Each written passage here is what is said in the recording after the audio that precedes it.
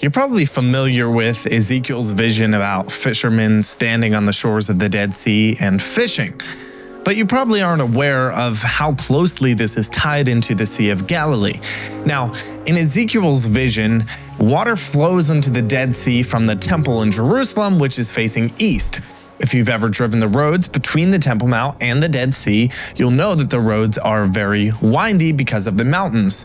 You'll remember that in Ezekiel's vision, the man measures out 1,000 cubits 4 times towards the Dead Sea. That's a bit more than a mile due east. To me, that sounds like the river is flowing in a pretty straight line. How's the river gonna flow to the east in a straight line over all those mountains? Our buddy Zechariah might have the answer.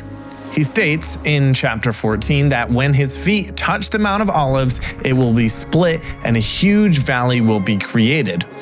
Maybe this valley will become the riverbed that Ezekiel's river runs through. But how does any of this tie into the Sea of Galilee? The Sea of Galilee is also salty, just nowhere as much as the Dead Sea. Now with the Sea of Galilee, it maintains its relatively low levels of salt in 3 ways. Under the Sea of Galilee are a bunch of salt springs that feed it, and they are constantly raising the salt level up. So why isn't the Sea of Galilee saltier? First, the Sea of Galilee has enough fresh water flowing into it to keep the salt levels diluted. Second, unlike the Dead Sea, it's not a terminal sea. That means the water is able to exit the sea. In doing so, it also carries some of the salt away with it. And thirdly, when the water level is maintained at a high enough level, the weight of that water presses down on the springs underneath it, which keeps them from putting as much salt into it. That's one major reason why the water level in the Sea of Galilee is so closely monitored.